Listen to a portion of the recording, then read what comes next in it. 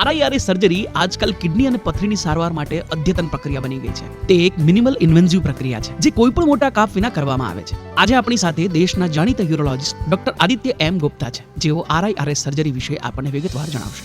Doctor, શું RIRS તમામ પ્રકારની કિડનીની પથરીને દૂર કરી શકે છે?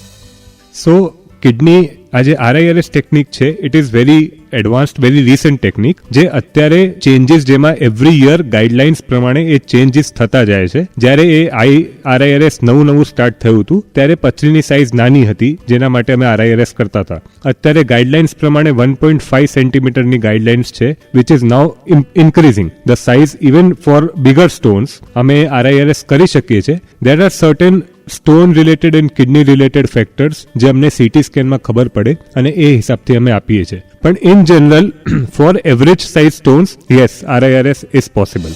ડોક્ટર, શું આરઆઈઆરએસની કોઈ આડઅસર છે? એવરી સર્જરીના કોઈના કોઈ સાઇડ ઇફેક્ટ તો હોય જ છે. ધ થિંગ ઇઝ કે કોના સાઇડ ઇફેક્ટ સૌથી ઓછા, so that is more important. RIRS ટેકનિકમાં બીકોઝ કિડની ઉપર કે તમે તમારા શરીર ઉપર કોઈ હોલ થતું નથી, એટલે બ્લીડિંગ થવાના ચાન્સીસ નેગ્લિજિબલ છે, ઇન્ફેક્શન થવાના ચાન્સીસ બહુ ઓછા છે.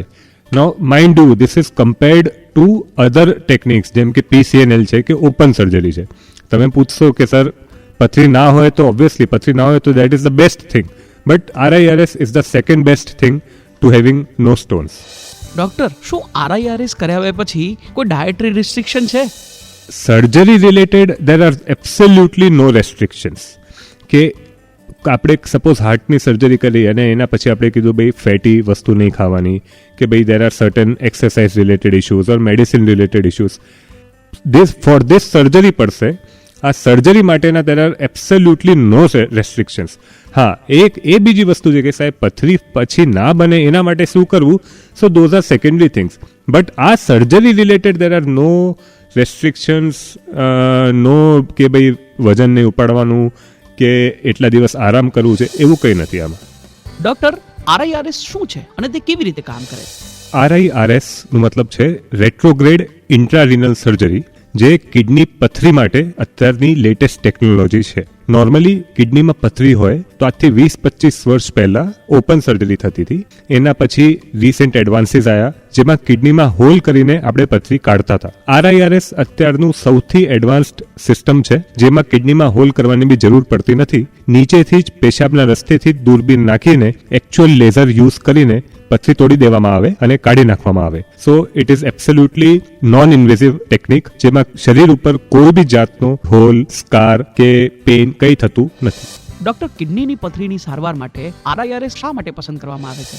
અત્યાર સુધી કેવું હતું, જ્યાં સુધી ઓપન સર્જરીનો ટાઈમ હતો ત્યાં સુધી સર્જરી પછી દર્દીઓને તકલીફ થતી હતી, બ્લીડિંગના ચાન્સીસ, પોસ્ટ ઓપરેટિવ પ્રોબ્લેમ્સ, એટલે આપણે બીતા હતા સર્જરીના નામથી. But as medical technology advances, જ્યારે આપણે વધારે એડવાન્સમેન્ટ્સ આવતા જશે, તો સર્જરી વિલ બી સચ અ સિમ્પલ થિંગ કે આપણે જઈએ સર્જરી કરાવીને નેક્સ્ટ ડે કે same day you will be able to resume your activities. So આજે ડર છે એ ધીરે ધીરે વિથ પેસેજ ઓફ ટાઈમ ઓછું થવાનું જ છે. And RIRS is one of the few major medical breakthroughs જે આપણા વર્લ્ડમાં અત્યારે આયા છે, અને we are very fortunate enough that India has this technology which is still આખા વર્લ્ડમાં અવેલેબલ નથી. These are mostly in developed countries and in certain countries like India. Doctor, શું આરઆઈઆરએસ તમામ પ્રકારની કિડનીની પથરીને દૂર કરી શકે છે? સો કિડની આજે આરઆઈઆરએસ ટેકનિક છે, it is very advanced, very recent technique, જે અત્યારે ચેન્જીસ જેમાં એવરી યર ગાઈડલાઇન્સ પ્રમાણે એ ચેન્જીસ થતા જાય છે. જ્યારે એ આરઆઈઆરએસ નવું સ્ટાર્ટ થયું હતું ત્યારે પથરીની સાઇઝ નાની હતી, જેના માટે અમે આરઆઈઆરએસ કરતા હતા. અત્યારે ગાઈડલાઇન્સ પ્રમાણે 1.5 સેન્ટીમીટરની ગાઈડલાઇન્સ છે, which is now increasing the size even four bigger stones. અમે આરઆઈઆરએસ કરી શકીએ છીએ. There are certain stone related and kidney related factors જે અમને સીટી સ્કેનમાં ખબર પડે અને એ હિસાબથી અમે આપીએ છીએ. પણ in general for average size stones, yes, RIRS is possible. Doctor, શું આરઆઈઆરએસની કોઈ આડઅસર છે? એવરી સર્જરીના કોઈના કોઈ સાઇડ ઇફેક્ટ તો હોય જ છે. ધ થિંગ ઇઝ કે કોના સાઇડ ઇફેક્ટ સૌથી ઓછા, so that is more important.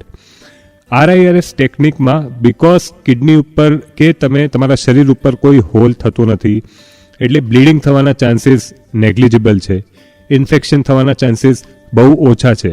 Now mind you, this is compared to other techniques જેમ કે પીસીએનએલ છે કે ઓપન સર્જરી છે.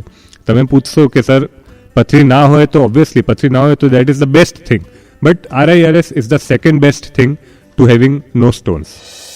આપના સારા સ્વાસ્થ્ય માટે જનહિતમાં પ્રસારિત.